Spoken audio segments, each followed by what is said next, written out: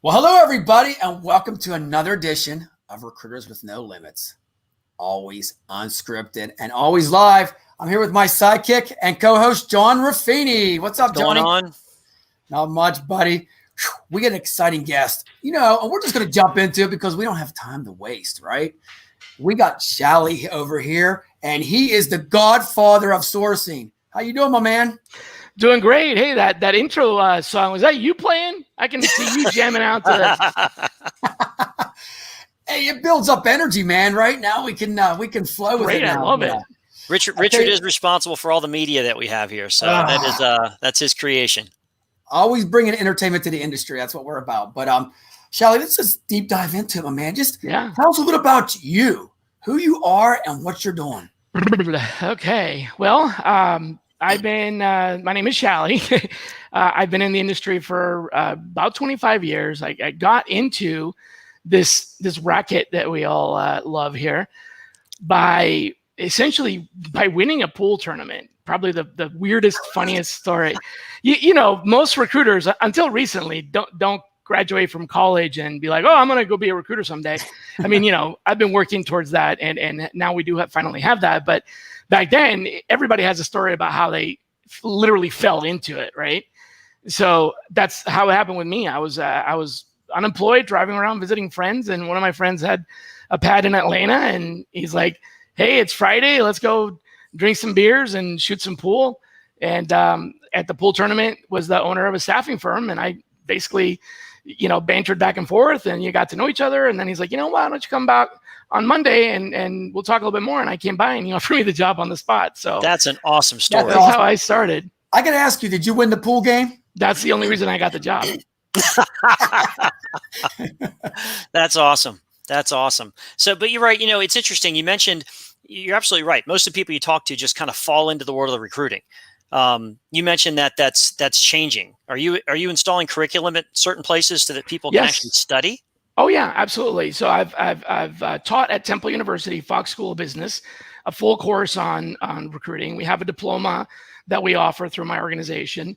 It's also been at Brenau University. So there's two schools that have had it. It's been discontinued from both because they both required me to teach the curriculum, and I simply I can't, with the time. Mm-hmm. So I've been trying to find other instructors, professors at schools that would be willing to take the curriculum. But it definitely, it is approved for college credit. It's a full recruiting, zero to hero course. That's outstanding. That is first of its kind that I've heard of. Yeah, where it's a full thing. Yeah, there's recruiting as part of HR curriculum and things like that, but it tends to have a very HR focus. Selection and things like that. This is a full-on. I mean, you could be an agency recruiter with it. There's no limit. That's awesome. That's good stuff. And I got to tell you something real quick. The company you're currently working with, their home base where I'm from, man, Pittsburgh, Pennsylvania, right? Oh yeah, that's right. That's our home base. I'm not there. I'm in Atlanta, but I was actually the first hire outside of PA. They when I got set up with payroll.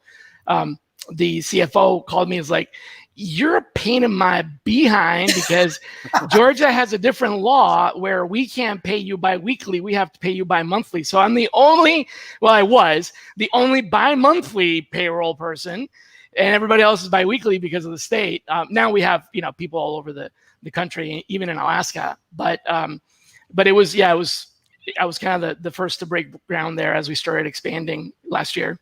That's awesome. It looks like a super company. I got to ask you, did they turn you into a Stiller fan? Are you black and gold yet?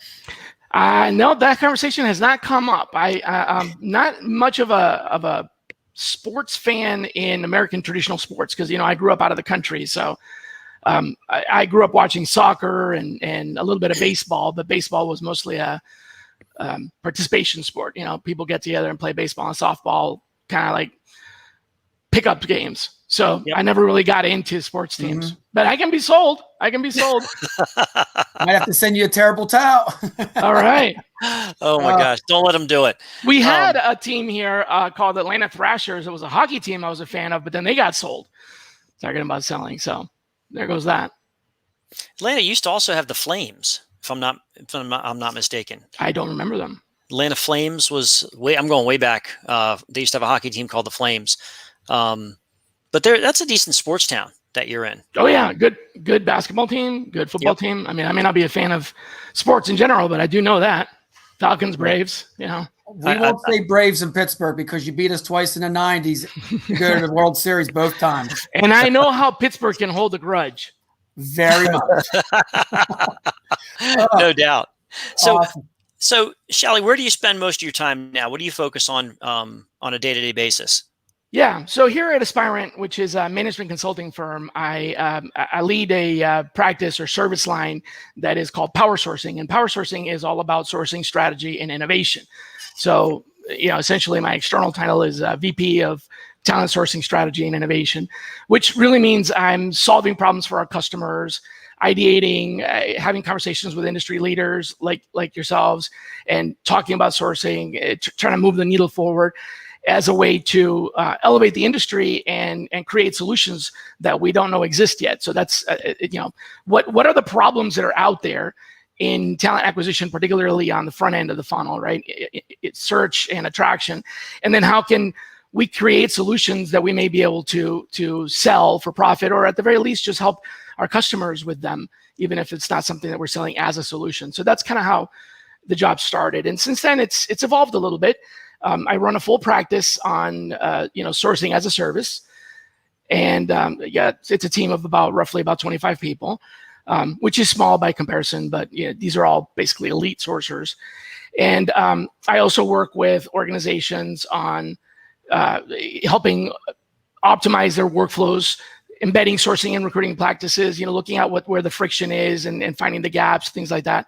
So advisory services and training, educating. So what you would consider a consultant, training, advisory, professional services, as well as the actual delivery. But the delivery is, I don't do it. I have a team that I put together. We do some pretty cool stuff. We have a great recruiter assessment, which is an online skills inventory that can tell you exactly where your gaps are. And it's 100% objective. So it's not a subjective assessment. We're not looking at quality. We're looking at knowledge of skills.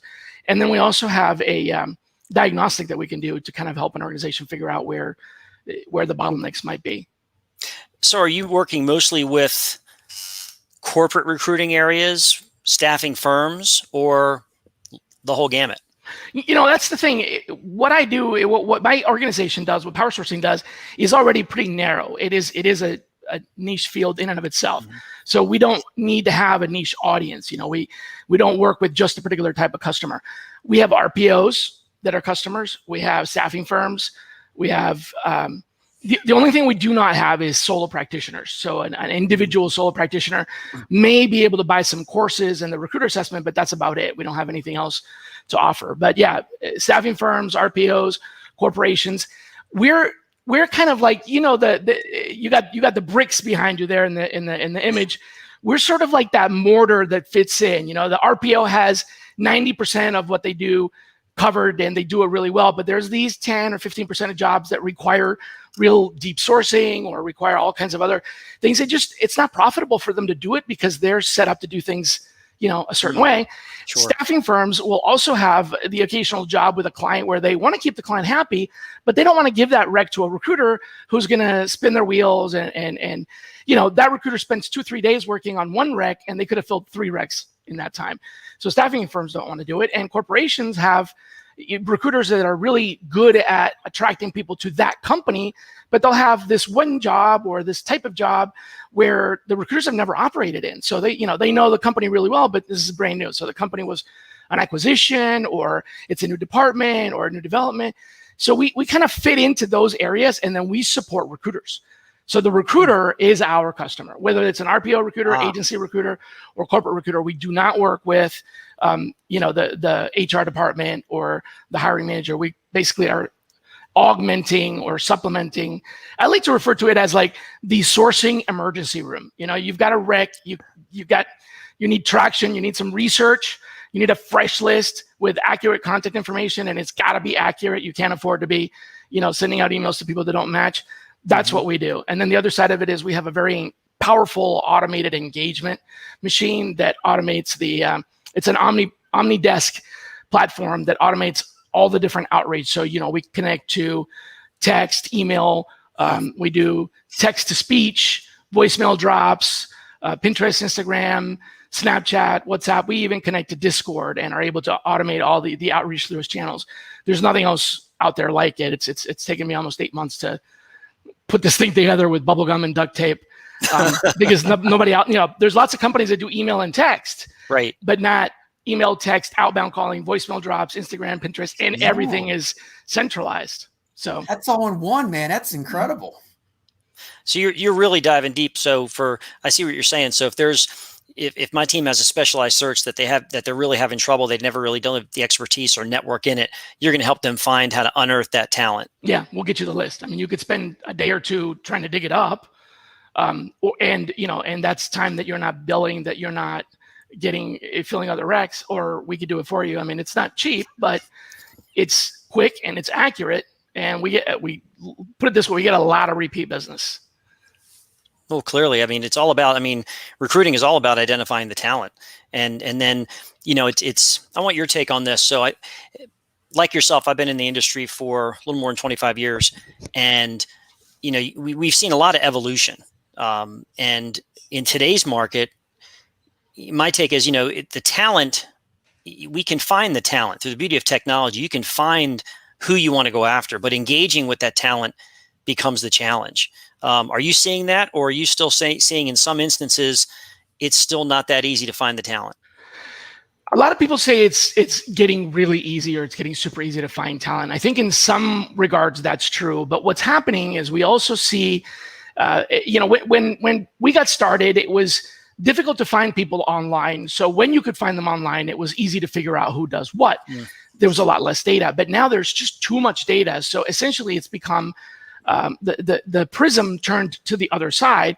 There's too much data, and it's hard to find out which contacts are the ones you want. So it's information overload, right? It's no longer finding that unique purple squirrel. It's identifying the right needle in a gigantic stack of needles. And you have to sort through hundreds of thousands of needles of shapes and sizes and materials in order to get that one needle. Not, it used to be you have a needle in a haystack, use a magnet, get the needle, no problem. Now it's like you got a needle and it may be made out of bone or titanium. It might be small, large, whatever, and there's just too much. So the problem isn't people are easier to find, but making that match and getting to the actual, the accurate information in different industries is getting very challenging. I'll use two examples. Okay. One is healthcare, nursing. You can buy the list of certified nurses, licensed nurses in most states. Some of them even give it away. It's public information through the MPI database. So a lot of people are like, oh, we just buy the list. But they buy that list, and basically the time, but when they actually buy it, it's already obsolete. 40% of the people on the list have left the industry or are no longer practicing. And 30% of the emails and phone numbers are dead or bounced, or their work email and no longer exists. So that's 70% of the data. Sure, you have a bunch of names, right? But now your recruiters are spinning their wheels, emailing dead leads, and they think that they're not getting responses, but they're not even getting delivered. So that's one example. So there we could use that list and we augment it, we enhance it, we update it, but we'll return to the client actual accurate list with the modern job titles and things like that. Another example is where you have roles that where the type of the skill set. Have you ever heard of Remedy software? Mm-hmm. I kind of grew up, and then my second job was in the help desk industry. Gotcha. And Remedy's been around for a while. Now it's called it's BMC Remedy, so it's owned by BMC. But basically, the biggest competitor to Remedy is ServiceNow. So ServiceNow has been eating away at Remedy's business, but Remedy's still around and it's still a big dog. However, it's a very rare skill. There's not that many people that have it, and if you're a developer that develops in Remedy, it's not obvious. You don't call yourself a Remedy developer. You're an application developer, but you don't necessarily publish that other part. So you have to find. You can't just go out and find any developer, because most developers have no idea what Remedy is. You have to find the right developer in the right setting that works for the right company and does the right kind of work to be like ITSM, for example, to be able to determine that they have Remedy.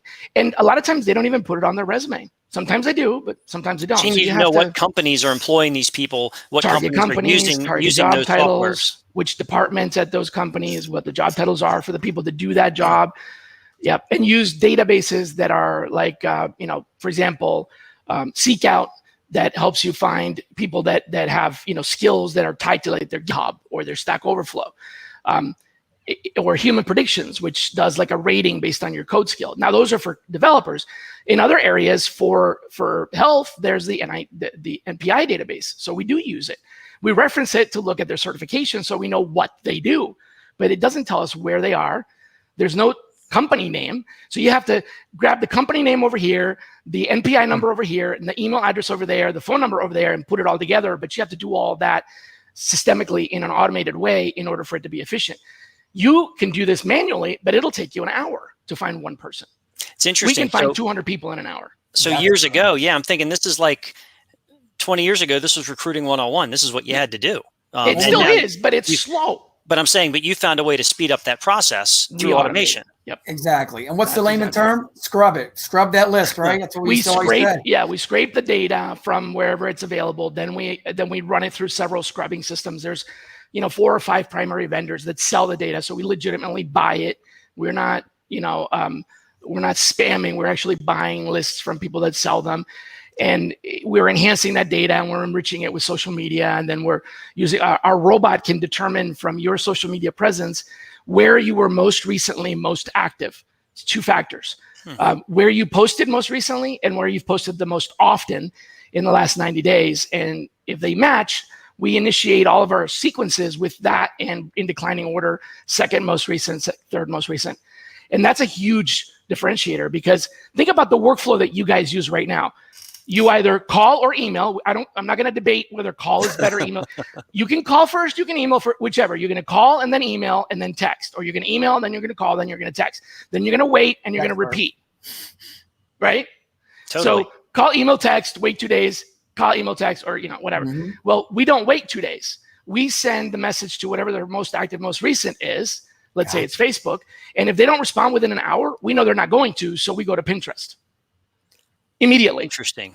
Well, not immediately, but within we have windows that we know. But that's the algorithm that's going on behind the scenes. That's the robot. That's exactly right. Wow. We don't wait 2 days to send the next email. There's no point. And is this like a white label type of thing where when you're sending those messages, you're sending it from whoever your client is, so it's customized, so it doesn't seem like a mass email or a robot, so to speak? No, we can't. We are able to, but we don't want to do that because we are acting in representation of that client. We are going to get credit for whatever. So if I contact you on behalf of my client and my client is chiclets.com or whatever, I'm putting that in the message. I'm saying I'm with Aspirant. We are an authorized, we're acting in agency of, we're an authorized representative of Chiclets. You can look it up if you want, right? And if the candidate decides to end run us and go contact Chiclets directly, we still know who they are.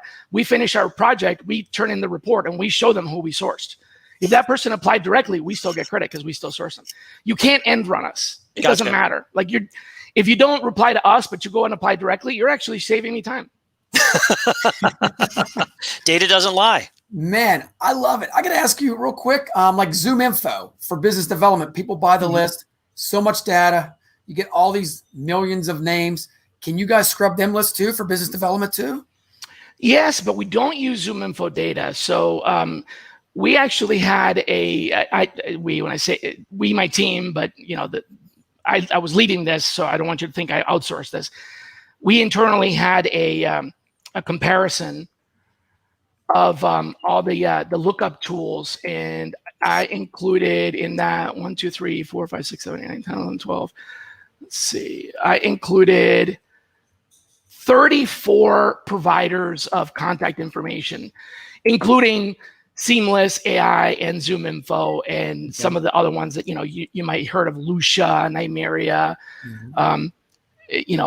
all of them basically. And what I did was a little, I want to say a little devious in a way. I mean, I had a list of 100 people that are, my contacts that are people that are in the cleared space. They have top secret and above clearances. And I had their full names, contact information, email addresses, phone numbers, because I know those people. I never shared that information with anybody. I just had that as a spreadsheet. I then used first name and last name, company and title, just that. and I tried to match it on all these 34 sites to see which one of them would pick up this information. These are people that are in a very hidden space. Okay, they are intentionally hidden. So my thought was, if I can find some phone numbers and emails in some of these places, these are good sources, right? ZoomInfo was dismal. It just did not. It may be good for sales, but it did not do well at all. Out of the list that I uploaded, I got 42 from the best source, and from ZoomInfo, I got 23 matches. So out of 100, I got 42 matches from the one that we chose as the best, 38 from the second best, 23 from ZoomInfo. Wow. So for candidates, not so good. Maybe for clients, I didn't try it for that. I tried it for candidates.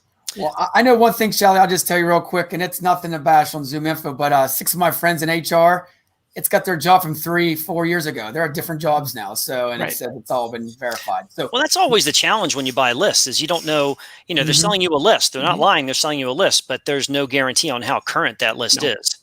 No. Yes, you're right. The clearinghouses that we use, my workflow basically gets the data from the original source, wherever that may be.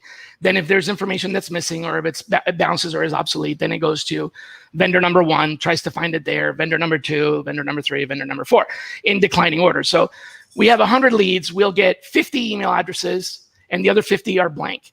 So we'll take it to vendor number 1, and we'll get 30. Now we got 20.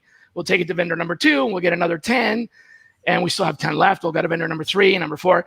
Eventually, we'll have 95 of them. There'll still be 5 that we never found.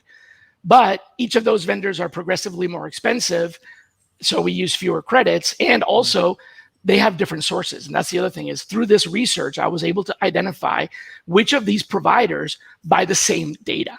Because when I did the test on the 100 names, and I got the same 13 names here and here and here, I knew that those vendors didn't have their own data. They were buying it from, and I knew which vendor they were buying it from because I tested that vendor too, and they had those same 13 people. So it's kind of like, oh, I see what you're doing. So we ended up using 4 that are unique, that, there's overlap. Don't get me wrong. I mean, I saw probably about, out of the 42, maybe 20 of them were in almost all of the systems. So they were out there, but the other 22 were in 1 or 2 systems and not in the others. So that's why we use all 4. Very cool. And you mentioned the cleared space, which has always been one that's been, if you're not entrenched in it as a focus, it's hard to break into because it is such an obscure candidate base, and it's not popularized or whatever, not very public. That's what I'm going Absolutely. For. Yeah. And you probably trained with the script that a lot of people train, where you call the candidate and you're like, hey, I got your information from, someone who thought you might be a good fit for this position, or you were referred by someone or whatever. And you probably use that, right? Well, that works 99% of the time, does not work in the cleared space. You call one of these phone numbers when the person is, has clearance, and the very first thing that they will ask you is, how did you get this number? And they ask straight, how did you get this number? You have to answer that. If you don't, they hang up, right? So you can't say, well, your name was provided by, or you were given. They're going to say, who gave you this name? Like, not, exactly. Most of the time when someone goes down the road of like, oh, really, who gave you my name? I just tell them that, well, I do a lot of networking. I'm working with them confidentially, et cetera, right? Yeah. And then they're like, oh, okay, I get it. But these guys and gals in the cleared space, they're like, no, I need to know exactly who gave you this, because this is a not listed phone number. Like, how did you? So that's that space. Yeah. You can't just walk in there with a list of phone numbers and start calling willy-nilly and expect that they're going to be. What I always say, you got one shot, man. One shot, Shelly, right? To get it done. That's it. Are there other spaces like the cleared space where your services are in more demand because it's such a hard to reach candidate base? I know you run the gamut, you go across every industry, but are there sectors that you see more work than not? Right now, allied health, so registered nurses, respiratory therapists, surgical techs, med techs. These are folks that by and large are, when they're working, they're on their feet, they're walking around, they're not behind a computer, email doesn't work, calling doesn't work. They don't answer their phone if they're working. And if they're not working, they still don't answer the phone. So texting is very important. And what we found is the generations that came after us, so the 20 somethings and even extending into the 30 somethings, they don't have the same phone number from one time to the next. They're buying, unlike you and I, we sign a contract with Verizon and AT&T for, our firstborn child, our lien on our house and 17 years, but they don't buy contracts. They buy disposable SIM cards. And so their phone number changes, which means that we've had to devise a way to message them via iMessage, because that doesn't change. Or we've also found that when they, toss their old SIM card to put in a new one, it's a new phone number, but their Snapchat is the same. Their Twitter is the same. Their Insta is the same. So that's why we use this system that reaches them, because now we know we're not going to be able to get to them via text message, not regular SMS. They're not going to get it. It's, 6 months later, they're done with that SIM card. It's a great point. It's an effective use. And it shows how far we've evolved and how you have to adapt. If you stick to traditional methods, you're going to fall behind. You might have some success, but not nearly. I know that exactly. They go and they buy their iPhone. They pay $1,200 and they buy it outright. It's their iPhone. It is completely unlocked. Then they buy a SIM card for $50, and when it's used up, they buy another one. Different way. And social media, I know that, one of the prime aspects of our recruiting, I work with a company that does healthcare. So we do a lot of mostly registered nurses, but we do some allied health, and Facebook for registered nurses. That's one of the best places for us to find them, because they are out there. Now you got to know what platforms, to your point, to use them. And again, that's where your company's expertise comes in, as far as how to find these people. And then the approach, right? And then the immediacy of it. Here's the other part of it. If you message somebody on Facebook and they message you back within, a few minutes or an hour, you message them, they message you back, and then you're done for the day, you're gone. You come back the next day and try to reply, they're done. They're not talking to you anymore. Totally. They reply to you within the hour. They want to reply within the hour. If it takes you a long time to reply, they're turned off. And we've heard this because we've called the candidates after, like, hey, I texted you back, or I messaged you back on Facebook, but you never responded. Well, yeah, I replied to you right away, and then it took you forever to get back to me. So I thought you just weren't interested. They're like, I don't care because you don't care. We're hearing that. So it's not just the most active, most recent, it's also the immediacy of it. You've got to be there right then and there. If you're not monitoring, if you send out a message and you're not monitoring, you can't do what we used to do, where we would set our email sending program to send at 9 in the morning when we come into the office. All the emails go out all at the same time. You can't do that anymore, because if they reply, you've got to reply right there. So I found out the hard way. I was working on a project and I sent out a message. I hadn't done this in a while because I wasn't usually involved in the actual recruiting. I was leading a team, but I needed to help and jump in. So I sent out a message to 100 people, right? My phone starts ringing, like call on top of call, right? Like it's ringing while it's ringing. It's like ringing on top of ringing. It was bizarre. Wow. I probably got maybe 30 callbacks within an hour. I couldn't handle it. I talked to 2 or 3 people. That was it. Everybody else ended up leaving me voicemail, because these were candidates that were getting back to me right away. You know what I'm saying? And if you don't answer right away, if you wait, they leave you a voicemail and you call them back 2 days later, they don't even remember who you are. Yeah, that immediacy, and that's the whole society that we live in. That immediacy, that instant gratification. That hey, it's like the old scenario when someone sends a text and they're like, they haven't replied. It's been 5 seconds. Yeah, exactly. Right. So we can't do the mass email anymore. We can't do the mass text. We titrate it. Right. We do small batches. We do 10.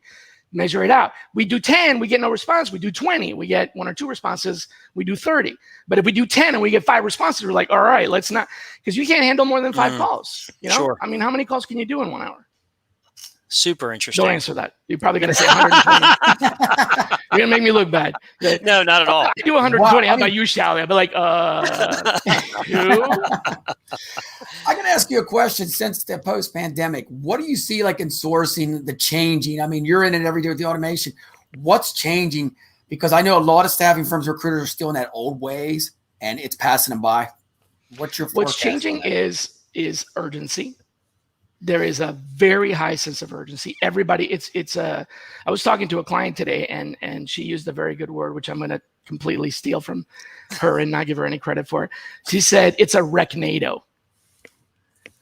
It's a tornado of recs. That's interesting. It's like just, she was telling me we have 700 more recs than we have capacity for. Like we have 700 recs that we just can't even assign to recruiters because they already each have 150 recs, and like giving them another rec doesn't mean anything. That's the word. So it's urgency. And the other part of it, I think that's significantly changed, is the conversation with candidates now. There's a lot less tolerance for rhetoric and spin, and so I'm talking to people, even to hire to my team, right? I'm interviewing candidates for my team, and first 5 minutes of conversation, what's the job pay? I didn't used to ask that. I mean, not like that, not out front. You get to know someone a little bit, and then you get to the conversation on comp. But it's like right off the bat, is it remote, and how much does it pay? Like, bam, bam. And if you don't pass those two questions, you might as well forget about the candidate. I'm not saying in every industry, but right. So there's like no tolerance for this. Like, well, we'll talk about that later. It's flexible. It depends on. They're like, nope. I'm making $77 an hour right now. If this doesn't pay at least that or somewhere in that range, I don't care about any of the other stuff. I'm not interested. Like, damn, okay. And it's not an attitude. It's a common. You're right. It's happening a lot. So the conversation, the urgency, and the type of conversation that we would consider a little rude and maybe even pass on a candidate because of that, now is kind of becoming commonplace. I'm not saying I like it. It just, there's a lot more. It is what it is. And you've got to, I think that a lot of it depends on, recruiters nowadays have to be real quick to adapt in the moment based on who they're calling and who they're speaking with. They've got to get a quick feel of, okay, can I have a conversation and get to know this person first? Or are they just going to be short and to the point? And they've got to be able to react. It's not a one size fits all where regardless of what the candidate says, I'm going to go down my path and my shtick. Yeah. You've got to be able to adapt to it's very much, a customized, very personalized approach these days. Definitely. From what I'm seeing. Yep. More immediate. So, you can still contact 100 candidates, just kind of, do it more in sequence and be more mindful. Which gets back to your point about why mass mailings don't work. Not anymore. Nope. Yeah. And don't even get me started on deliverability. Oh my God. It took me about 18 months, if not almost 2 years, to figure out that we had a massive deliverability failure. And ever since then, I've been evangelizing this. I've been telling people about deliverability. Nobody listens to me. But you know what? When I started talking about LinkedIn, it was 2005. Nobody listened to me then. Not it long wasn't after until it came 2010 out that people started using it. 2011 and 12, they're all over it. But here we are. It's 2021. I've been talking about deliverability for about 3 years now. And it took me a good 18 months of solid banging my head against a brick wall to figure out what the problem was. And I finally got to the bottom of it. This is a very serious, very legitimate problem. And I'll summarize it for you in one word. Or no, one sentence. In one sentence, imagine that you're sending Christmas postcards. You assume all of those postcards are going to get delivered to your friends and relatives. You never question whether they get delivered. That's not happening with email. You're sending out emails, and a lot of these emails never get there, and you have no idea. They're not bounced back. They're like Richard's email to me earlier. At least you got a message, but a lot of times they just never get to the inbox. The problem is that there's been a fundamental shift, a tectonic shift in how email is being processed. It used to be every mail server was independent. Now, everybody goes through either Google or Microsoft. You either have Google Apps or a Google, email base, or you have a Microsoft Exchange, Outlook, whatever. And both of these companies have gotten smart. They both funnel all of their messages through one choke point. That one choke point receives all emails for all domains, right? Wow. So if you, John, you're sending out 200 emails to 200 different people with 200 different domains, different email addresses, but 150 of them are Microsoft because they're business to business, all 150 of them are arriving at the Microsoft Clearing Center at the same time. Microsoft knows exactly what's going on. Gotcha. It's not going to 150 servers. It's all going to Microsoft. And the other 50 are going to Gmail, and they know exactly what's going on. Wow. Both of them will stop that campaign and quarantine it. It just doesn't get delivered, period. And that's why campaigns don't work. Everybody keeps saying we never get anybody to respond back. There it is. But you email a second time, and you send a one-off email that's not part of a blast, and they get it. And they get it, and they say, I never got the first one, because they never did. Makes so much sense, John, doesn't it? I mean, makes total sense. And again, I'm preaching to the choirs. I was never an advocate for mass emails to begin with, especially in today's day and age, because it is so personalized, and the candidate, I said, they want to feel like you're reaching out to them, not that you're just sending something to a million people. But I never realized what went on behind the scenes in that instance. So, boy, that's enlightening. It is, and you can test it, but the bottom line is what's happening is when you send all right, you've already batches, done it. Test it, see if they actually are getting it. We know that this works because we've sent the second follow-up message that says, want to make sure that you receive the other one, and they get that. So there's definitely some funny business going on there. Now, here's the thing. I'm not a supporter. I'm not a believer in mass email. I never was, but I was always a believer in smart automation. Today, what that means is you aren't sending a blast email. You are automating it though, but you're automating it like we are, where you're being considerate of what's their preference, right? You're tailoring the messages for them, for their content, right? So if you're emailing 100 people, but 20 of them live in Detroit and 20 of them live in Atlanta, the 20 that live in Detroit get a Detroit message. You tailor things a little bit, even if it's not hyper personalized, it's still tailored, and you titrate it so that it's not all being blasted at once. Again, the primary reason is if they reply, are you able to handle that? Do you have the capacity? If you send out 300 emails and they all receive them, do you have the capacity to instantly deal with the replies? If you don't, an hour that goes by, 2 hours that go by, those candidates are starting to fade away. And that's 2 days later, they're gone. That's the part that recruiters don't think about. They just think about getting the messages out there. They don't factor in, okay, will I be able to handle the response if they come back? So they want to reply, and they get happy when they get a reply, but that's not the end of the road. It sounds like in your automation solution, you've integrated a good bit of AI. I don't call it AI. It's not AI. Okay, talk to me. There's nothing AI about that. I mean, bottom line is AI is, okay, here.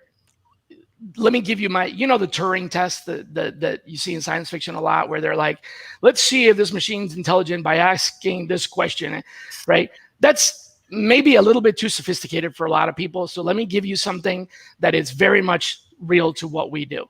Okay. Let's say that you found from one of your sources, you found a contact, first name, last name. So John.Ruffini or John Ruffini at, did I say? Chiclets, chiclets.com, right?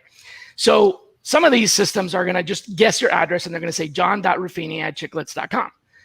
But others are going to actually, if you buy the data, they're actually going to give you maybe your email address, not that it is, but maybe your email address is ruffj at Gmail or ruffinij at Gmail, right? Or maybe your email address is recruiterswithnolimits at gmail.com, right? Right. If your first name, your last name, and recruiterswithoutlimits at gmail.com is in one row for your record, and you look at that, you as a human can make the connection between that's this person, and I know they are, this is their show, so I know this is their email address. Tell me a machine that can do that. Give me a machine that I can give it a list of first names and last names and email addresses that are not first names and last names. And that machine can tell me that person belongs to that email. That would be AI.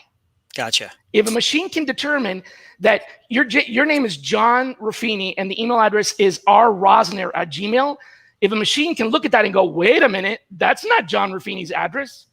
I can do that. Can the machine do that? If the machine can say Jay Rosner is not Jay Ruffini, that's AI. That's not happening right now, not even close. Gotcha. So the system that we put together is not AI. It's automation. It's what they call cognitive automation or robotic process automation. It's a set of rules. It's just a little bit more sophisticated than a decision tree, which is the basic for programming. If this, then that, right? Yep. A dog. If doorbell ring, then bark. That's programming, right? So you're literally doing that. Now this machine is saying, if John Ruffini, then go to LinkedIn and see if status update in the past 90 days. No, then go to Facebook. No, then go to, it's still an if this then that tree. It's no different than that, right? Gotcha. And then the response automation is basically what's called a micro chatbot.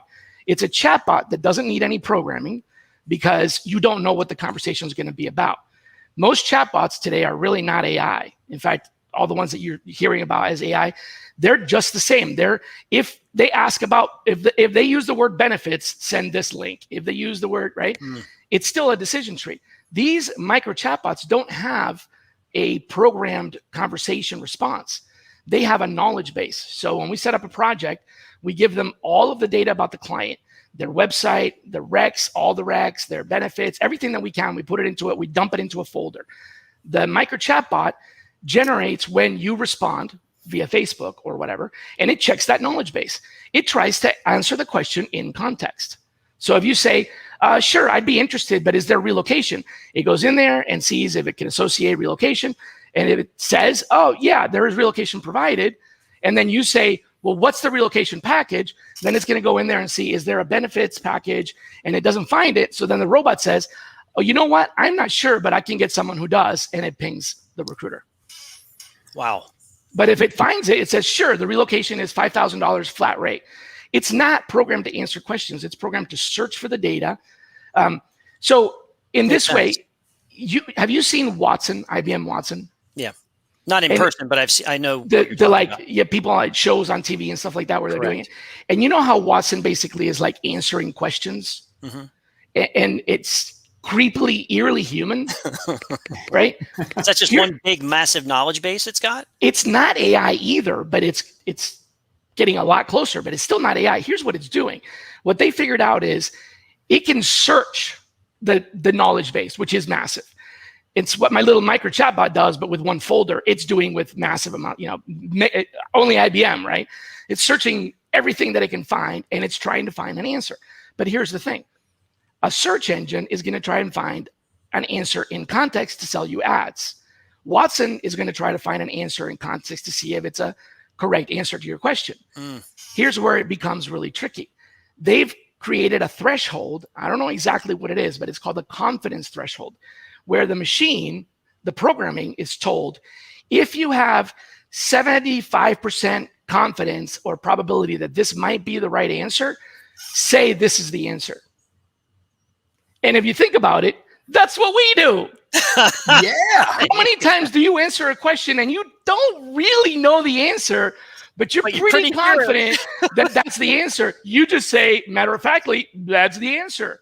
And how many times have you been completely wrong and gone, oh, crap, that's not the answer, right? Well, Watson is doing the same thing. It's getting something, it's approximating it, and it's guessing, and it's saying, well, that's the answer, and most of the time it's right. We do the same thing. Still not AI. AI is solve this problem out of context, right? AI is this. Self-driving cars, Tesla, okay? Would you get behind the wheel of a Tesla that's in self-driving mode? No problem. Some people do, and it's basically cruise control. Now, let me ask you a question. Would you get in the back seat with a partition where you can't get into the front seat? Definitely not. Okay. Now, a Tesla is programmed to follow the rules of the road. Stop signs, speed limits, intersections, right? Vehicle distance and all that stuff. That's not AI. That's still a homogeneous environment. It's a rules-based environment. If it was AI, it would be able to solve the problem of get off the road and go on the dirt path, because that will avoid the traffic or avoid the accident. And it would also be able to swim and fly, because it's got to adapt to any environment. A human can solve the problem by climbing over, digging under, going around. That's intelligence. But if a robot is told, do this, and if this doesn't work, do that, that's not intelligence. It's still following orders in an organized system. Amazing stuff. It's just getting closer to, it's appearing closer to AI. Wow. Now, you also, before we wrap here, I want to give you a chance. You also have a show that you do, correct? Fridays at 1, it's called Shally's Alley, and we do leadership conversations, kind of like a little bit like this, but I like to talk to TA leaders that are solving problems and ask them questions about what are your challenges, how are you solving it, how are you leading the change, and we just have a conversation. It's 30 minutes, and it's live every Friday at 1 from 1 to 1:30. So if you know anybody that wants to appear on the show, basically it's just a little kind of mini interview. I've got a set of questions that I go through with a focus on identification and engagement in talent acquisition, but it could be anybody who leads the function. I want to talk to people that are actually dealing with the headaches of, the candidates don't want to work here because the unemployment is higher than what they can make on salary. I want to know how they're answering that question. I want to know how they're answering the question of how do you find people with, with clearance if they're not saying that they have clearance? Like that, I want to see how they do it. So that's what the show is about. And what platform is it on, Shally? It broadcasts live on Facebook, Twitter, LinkedIn, and YouTube, but you can join the Facebook group Sourcing Method. So facebook.com groups Sourcing Method, or you can go to srcn.co/Alley, ALLEY, and you can see it there. But you can watch from wherever if you're comfortable on LinkedIn. Remember what we were talking about before? People have chosen sides. They use LinkedIn or they use Facebook. So I'm not going to sit here and force you to go to Facebook to watch my show when you prefer LinkedIn. So why not just distribute it to both? Make it available. Why do I have to be, so you choose Twitter and Richard chooses Facebook and somebody else chooses YouTube. Just broadcast it to all of them. You don't have to pay for this. This is free. So why force people to join something that they don't want to join just to watch the show? Agreed. I totally agree. I'm going to ask you one more question. Recruiters out there that are struggling with all this, I mean, where can they start with this? Because this is something, and John probably agrees, something that I've never really thought about all this behind the scenes stuff. We just go out and we recruit, we find software and we just try it out. But this is a total different world. Well, I part of my job is to stay informed as a consultant. And, so I do have time that I dedicate to learning about these things. I test them out. I get trials. So I do the same thing. I try the technology out and put it to use and see if it works. And I also read a lot. But what I'll tell you is I don't read, I don't want to offend anybody, but I don't read anything that has anything to do with recruiting.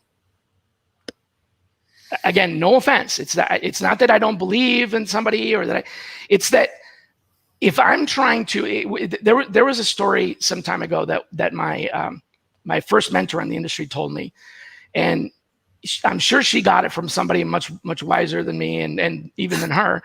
But basically, here's the story. She said, no paradigm can be solved from the perspective that created the problem. So what she's saying is, if you're a recruiter, trying to solve a recruiting problem as a recruiter is challenging. She's not, she said no problem, but I think the real answer is you can solve problems better if you sometimes think outside of the environment that created the problem. That's how I interpreted it. Maybe how it was meant. But what I'm saying is, if I'm trying to solve a recruiting problem, why look at why steer by the light of passing ships, Omar Bradley, when I can steer by the light of the stars, when I can go to other places that are experts in social media, experts in automation. How I learned all my stuff about automation is through reading and watching videos of people in India that were doing little mini classes when Power Automate first came out, because they were the first ones to adopt it. And I was just watching these, 10-minute videos, one after the other, and absorbing it. And they have nothing to do with recruiting, not a thing, right? So I go to these other industries, none in particular, just, technology. There's tons, right? And I look at what are they doing? What are their problems? And can I relate to those? So this whole problem of most recent, most active, the problem existed. I didn't know how to solve it. It wasn't until I ran into an article that I was reading about recruiting, about robotic process automation. It was an RPA article written by the CEO of a company for some conference. And I followed a link from someone else that said, this is a good answer to your question. So I was looking for something. I followed a link. I landed in this article. The CEO is talking about RPA. And I'm like, whoa, this solves that problem. This is how do I know where they've been active recently? By the way, I've told 5 CRM companies, please build a way for me to know where someone has been most recently active. And all 5 of them have said, sure. 5 years have gone by, nothing. So this guy wrote an article and he was using it for customer service. His company wrote an app that works for telephone companies because they get complaints from users on Twitter, on Instagram, on Facebook, on email, on calls. Their call center was overwhelmed. They couldn't handle all of the texts and tweets and Pinterest and all that. When people are like, man, I hate insert provider here. They were not able to keep up. So they built this system. Well, guess what? it works for us. We're not looking for people that are complaining. We're just looking for active accounts. Just turn it on its side. You found a way to apply it to a different audience. Completely different audience. I mean, nobody's complaining about the job. It's not like we're not, but the thing is that this was capable of doing sentiment analysis. That was the first part that they solved. The second part they solved is the micro chatbots. So sentiment analysis, they can tell, hey, I can tell you're upset. Let me connect you, whatever. And Gotcha. I'm like, oh, that's all I just need somebody to respond to these, and then pass it to a recruiter, right? Instead of the recruiter doing all the outreach, the robot is doing all the outreach, and the recruiter is brought in when the outreach actually has some sort of action. So much easier. Man. So much easier.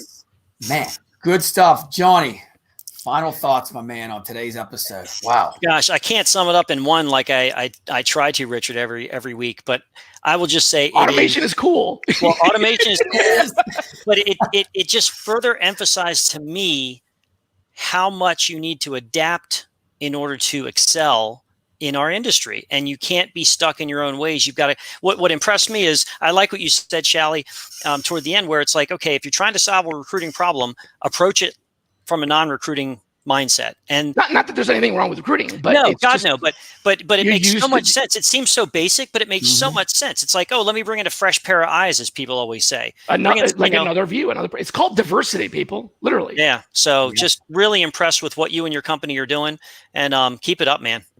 Thanks. Well, it's fun to be here. Yeah, man, like having you. Where can everybody reach you at? Because I know LinkedIn, one of them's maxed out. You have another LinkedIn. Can they reach out to you on the second LinkedIn? Yeah, best place to go is SRCN. I think it's right there, srcn.co/me on screen, because that'll have my LinkedIn, Facebook, email, everything. It's, whatever soup du jour, whatever flavor of the day, it's all going to be there. That way I don't have to keep telling people where the new account is or whatever. Wow. That's well, man, hey, thank you once again for coming on the show. Thank you, guys. It's been great. I just got to say, wow, I'm going to check this show out again, because I'm in a 3D world right now. And if there's any staffing firms or recruiting firms out there, reach out to him and check this out, man. This is stuff that we never talk about. We never talk about this stuff. And today you just open up absolutely a new horizon for us, man. And I'm happy to talk. I'm not going to bill you for the hour. Part of my job is to evangelize the industry. Oh. Give me a call and, I might try to sell you something, but I'm not going to bill you for the time. Fair enough. Awesome, my man. Well, hey, thanks again. We're going to have you on another show down the road, because you always have cutting edge stuff, man. I can't wait. 3 months from now, you'll be talking about something different, man. I can't wait. Or maybe this, but I figured out what all the problems were that I couldn't figure out. Like, man, I was doing it wrong 3 months ago. But you were 70%, 75% sure you were doing it right. Yeah, that's right. This is the right way to do it. There we go. Another crazy, exciting show today. I'll tell you what, remember, it's all about the 3D world here. Hey, we'll see you next week on another show. Take care. Take care. Thanks, Shally.